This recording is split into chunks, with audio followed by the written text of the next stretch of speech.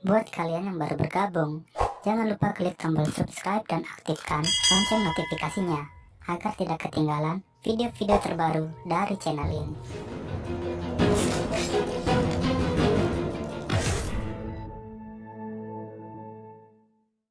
Terlihat beberapa orang pria sedang memacu kudanya dengan buru-buru. Dia adalah Raja Guanghe yang beberapa hari ini melarikan diri dari kejaran pasukan kerajaan yang memberontak. Sementara menunggu bala bantuan, mereka bersembunyi di sebuah rumah kosong. Tapi tiba-tiba, ribuan anak panah ditembakkan ke tempat persembunyiannya dan menewaskan beberapa pengawal yang setia. Taeyul yang selamat dari hujan panah, kemudian dengan gagah berani menghadapi para pemberontak sendirian. Guna menghindari korban yang tidak perlu, komandan pemberontak yang bernama Min Sung Ho kemudian menantang Taeyul untuk baiwan dengannya. Diketahui Taeyul dan Sung Ho dulunya merupakan pengawal pribadi dari Raja Guanghe. Akan tetapi karena bujuk rayu para pejabat, akhirnya Sung Ho meninggalkan Raja Guanghe dan menjadi musuhan dengan Taeyul. Sialnya dalam pertarungan ini mata Taeyul kelilipan, sehingga memberikan Sung Ho kesempatan untuk menyerangnya. Ketika Sung Ho akan menebas Taeyul, dia dihentikan oleh Raja Guanghe yang memilih untuk menyerah. 18 tahun kemudian Taeyul hidup tenang, jauh dari pemukiman bersama anak gadisnya yang bernama Taeok. Suatu hari ketika sedang berburu, penyakit Taeyul kambuh dan hampir membuatnya pingsan. Karena kondisi matanya sudah sangat parah, mereka disarankan untuk pergi ke Huasintang guna mencari obat. Si tabib yakin bahwa mereka akan mendapat obat jika menyebut namanya. Taeok berusaha membujuk ayahnya agar mau pergi ke Huasintang. Namun entah mengapa ayahnya menolak pergi ke sana, yang membuat Taeok menjadi bingung. Setelah mengancam akan pergi sendiri, Taeyul akhirnya mengalah dan setuju untuk pergi bersama Taeok. Keesokan harinya mereka pun turun gunung dan pergi menuju Huasintang. Saat melewati pasar, Taeok melihat ada keributan dan karena penasaran, dia pun berjalan mendatanginya. Ternyata keributan itu disebabkan oleh para pedagang budak yang sedang menjual istri dari salah seorang warga setempat. Semenjak pergantian kekuasaan, negara Joseon menjadi semakin lemah yang membuatnya tidak bisa bersaing dengan negara tetangga seperti Qing dan Ming. Para pedagang budak ini berasal dari negeri Qing dan dibackingi salah seorang kerabat kerajaan, sehingga para petugas keamanan tidak bisa berbuat apa-apa. Di tempat lain, seorang pejabat Joseon bernama Lee Man-hyuk sedang menjamu utusan dari negeri Qing. Kemudian salah seorang kerabat kerajaan dari negeri Qing datang dan bergabung. Dia adalah Guru Tai, salah seorang pendekar pedang terbaik dari negeri Qing, dan juga ketua kelompok Huang yang adalah para pedagang budak. Di tengah diskusi mereka, suasana menjadi panas. Guru Tai dengan sengaja menghina kerajaan Joseon yang membuat Min Sung Ho menjadi geram. Untuk meredakan suasana, dia kemudian menantang Sung Ho melawan salah seorang anak buahnya.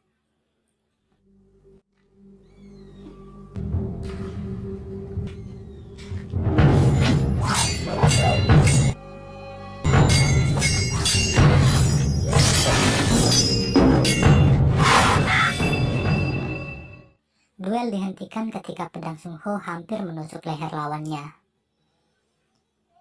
Guru Tai dan anak buahnya kemudian pergi meninggalkan perjamuan itu. Taeok yang telah tiba di Huasintang harus kecewa ketika pemilik Huasintang yang bernama Huason tidak memberi obat yang dibutuhkan ayahnya.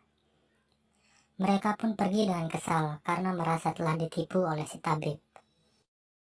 Guru Tai datang ke Huasintang untuk menawarkan bisnis perdagangan budak kepada Huason. Namun Huason menolaknya secara halus.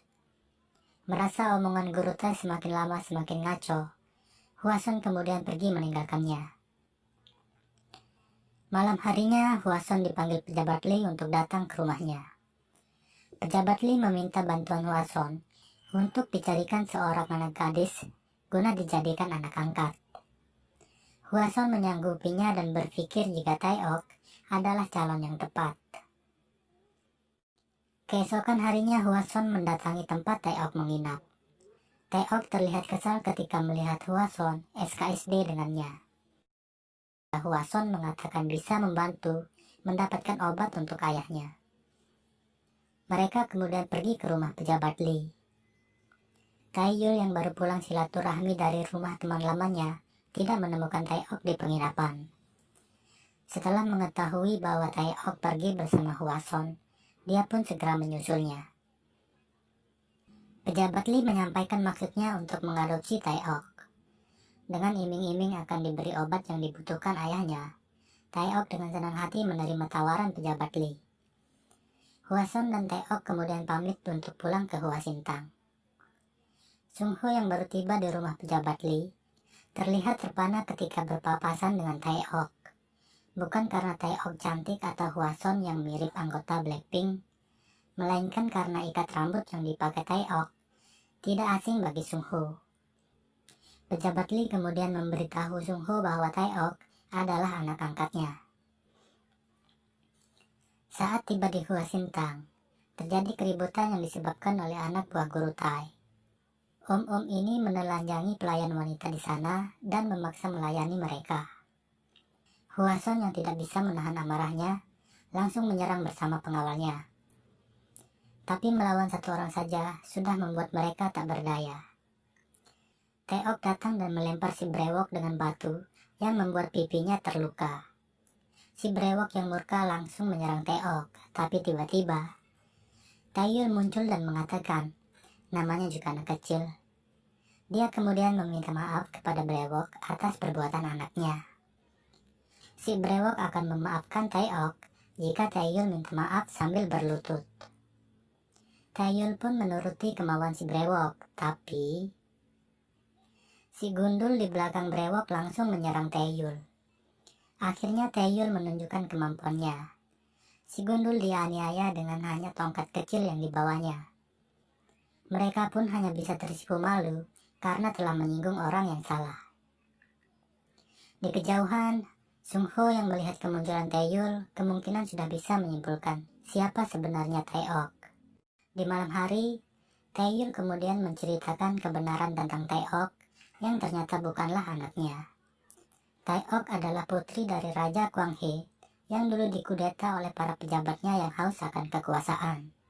Dan Taeyul adalah pengawal yang dipercayakan untuk merawatnya. Taeok yang tidak ingin lagi menjadi beban bagi Taeyul, akhirnya diam-diam pergi meninggalkan Taeyul menuju rumah pejabat Lee. Tapi ternyata keputusannya ini adalah awal dari bencana bagi dirinya. Keesokan paginya, anak buah guru Tai menceritakan bahwa mereka telah dikalahkan oleh seorang pendekar misterius yang sangat hebat. Guru Tai yang penasaran langsung mengirim pasukan terbaiknya untuk menemukan pendekar misterius itu. Selanjutnya dia menugaskan si brewok dan kawan-kawan untuk mengundang Sungho ke tempatnya. Guru Tai tertarik dengan kemampuan pedang Sungho dan ingin agar Sungho bisa bergabung menjadi pengikutnya. Dia pun menawarkan harta, tahta, wanita bagi Sungho. Tapi Sungho yang setia pada tanah air beta menolak tawaran guru Tai dan langsung pergi dari sana. Sebenarnya Sungho sangat kecewa dengan pemerintahan yang sekarang. Para pejabat terlalu mementingkan diri sendiri dan tidak memperdulikan rakyatnya. Lebih parah lagi, dana bansos pun mereka korupsi yang notabene-nya diperuntukkan bagi rakyat miskin dan kurang mampu. Sungho sangat menyesal telah membantu menggulingkan Raja Kwanghe. Dia pun memutuskan pensiun dari pemerintahan dan menjalani hidup apa adanya. Di tempat lain, Taeyul yang tidak mendapati Taeok di penginapan memutuskan untuk mencarinya. Saat melewati hutan, pasukan yang dikirim guru Tai menyergap dan menyerangnya. Taeyul yang sedang buru-buru tanpa basa-basi langsung membantai mereka. Utusan dari negeri Qing mendatangi guru Tai dan memperlihatkan surat yang dikirim oleh pejabat Lee. Guru Tai menjadi murka setelah mengetahui bahwa pejabat Lee ingin dia mati. Malam harinya, Kurutai datang bersama pasukannya dan membantai orang-orang di rumah pejabat Li.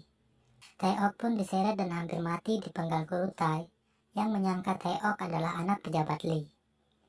Di sini akhirnya diketahui maksud pejabat Li ingin mengadopsi Taeok. Ternyata dia ingin menyamarkan anak kandungnya agar selamat dari konflik dengan negara Qing. Beruntung si brewok yang mengenali Taeok menghentikan Kurutai dan mengatakan bahwa Taeok adalah putri pendekar misterius itu. Sung Ho juga datang dan meminta agar Taeok tidak dibunuh. Sebagai kompensasinya, dia akan bergabung dan menjadi pengikut Kurutai. Di Hwasintang, si gundul mengamuk dan menyiksa Hwason. Dia ingin menemukan dan membalas Taeyul yang telah mempermalukannya. Tidak lama kemudian Taeyul muncul dan langsung menghabisi si gundul tanpa perlawanan. Taeyul datang untuk mencari Taeok yang kemudian langsung diajak Hwason pergi ke rumah pejabat Li. Sampai di sana, mereka hanya menemukan barisan mayat yang berjajar rapi seperti ikan teri.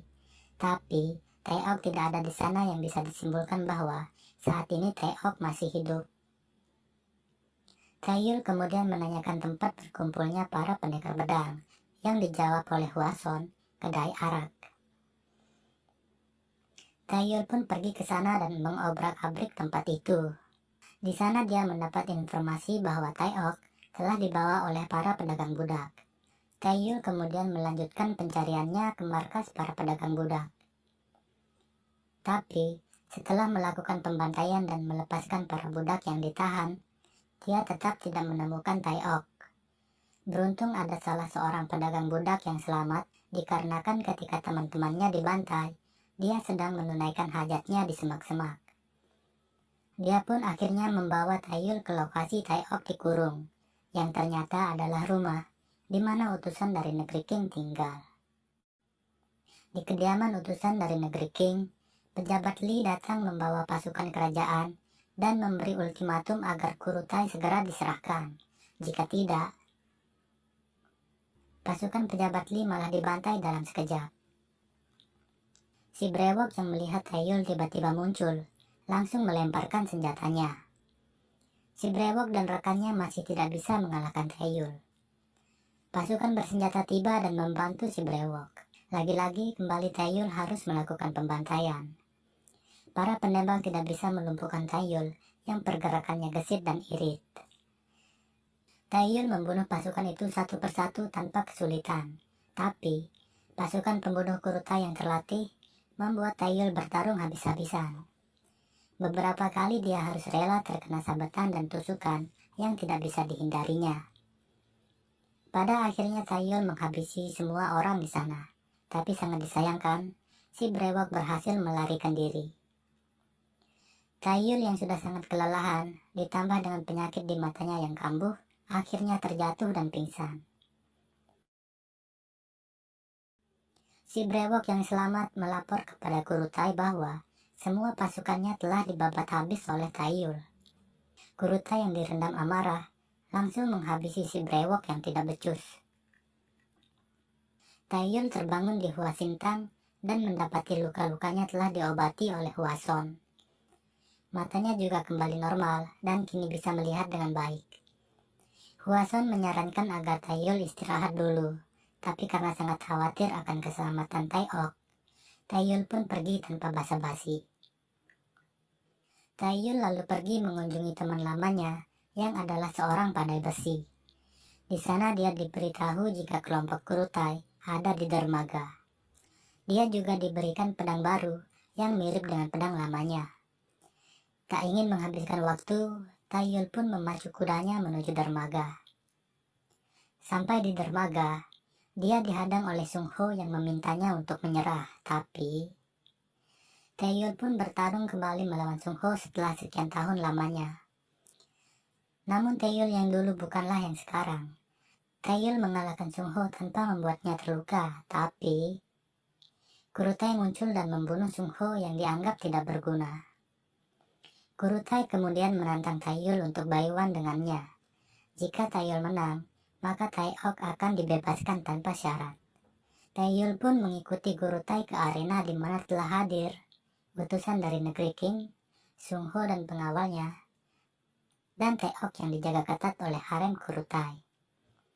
Melihat Taeok yang diperlakukan layaknya hewan peliharaan, membuat Taeyul tidak fokus melawan Kurutai. Beberapa kali dia terkena sabetan pedangnya, tapi dengan semangat baja dan tekad besinya, Taeyul berhasil menipu pergerakan Kurutai untuk mendekati Taeok dan menebas leher harem Kurutai. Kurutai yang kalap melihat haremnya terkapar, menyerang dengan membabi buta tanpa memperhatikan kode etik perpedangan yang membuat lehernya tersayat dan dadanya tertusuk pedang Taeyul yang mengakhiri hidupnya. Selesai sudah perjalanan Taeyul menyelamatkan anak gadisnya dari perbudakan. Akhirnya mereka kembali lagi ke gunung, di mana mereka menjalani kehidupan dengan damai. Dan film pun